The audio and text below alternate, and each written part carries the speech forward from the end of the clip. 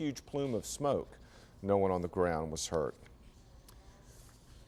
Well, some welcome relief from heat and humidity today. MayCay Beeler's out on the weather deck. A nice night, MayCay. Ben, it is beautiful out here. I'll tell you what, it doesn't get any better than this in August. We've all prayed for a break. Mother Nature's given us a big break, but how long is it going to last? Yeah, we're going to talk about that. Let's take a look at SkyCam. Beautiful out there. Downtown Winston-Salem. Nice night. It is clear. The stars are out and the bugs are singing. At least they are out here on the weather deck. Let's look at temperatures out there at this hour. Really a quite mild night to talk about. 72 in Winston-Salem, 70 in Burlington, 63 in Jefferson, and 66 in Boone. Now the big story today, the star of the weather scene, the dew points. The numbers have been lower, so it wasn't as humid as it's been recently, not as muggy, not as steamy. I'll tell you what, that's why it was a more comfortable day.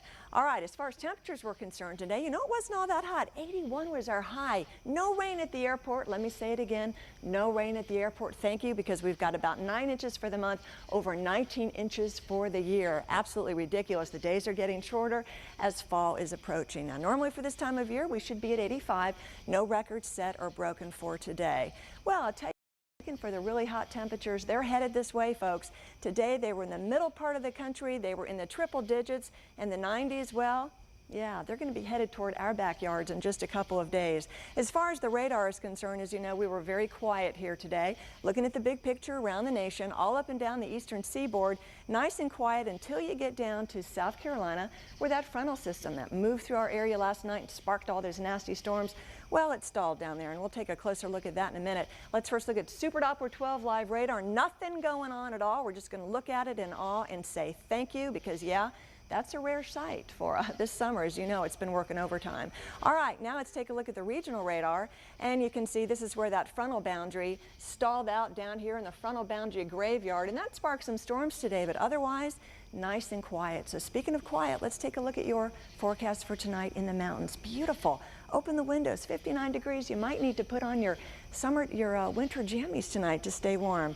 Beautiful in the foothills and in the mountains tonight. We're talking about clear skies, and I don't see a storm in that picture. I don't see a storm anywhere, so you know what? It's going to be great sleeping weather for tonight. So what's going on out there? Are you ready for a weather flight? It's late, I know. We'll do it very, very briefly. Here we go, weather flight. All right, let's see what's going on out there. You know, we had that frontal system move through the area last night. It has stalled to the south of us, so cooler, drier air, that's the key. Less humid, drier air is in place. High pressure is built in, so we've had a northeasterly flow today. Well, guess what? High pressure is going to be moving its position. Therefore, the winds are going to turn out of the south, more southwesterly. And you know what that means? That sticky, hot, humid air from the Gulf of Mexico is going to be returning, and that heat that we talked about in the middle part of the country, that's going to be headed our way as well. But tomorrow is going to be nice. Yeah, if you didn't get out and enjoy today, try to get out and enjoy tomorrow. Look at that, light west winds, 82 in the mountains, and the temperatures in the foothills and the Piedmont are going to be heating up a little bit more today as compared, or tomorrow as compared to today. But nothing as compared to what you're going to see in the 5-day forecast. All right, let me show you quickly the Atlantic Basin, because of course this being hurricane season, the peak of it will be, of course, September 11th. A lot of things to look at out here. You probably don't know what exactly to look at.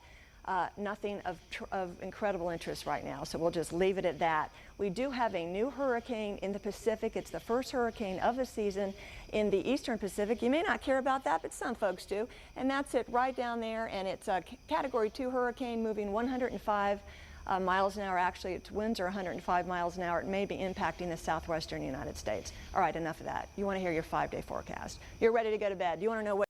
Here we go, folks. Now, as I mentioned, we're going to be heating up toward the middle of the week. Look at those 90s.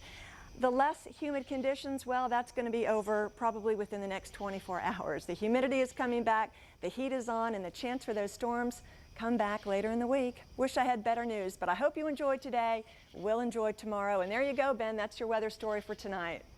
And hey, it's supposed to be a great night for stargazing. I understand the planet Mars is closer to Earth than it's been in 1,000 years, something like that. Absolutely. I'll be looking forward as well. Okay, thank you, MayCay.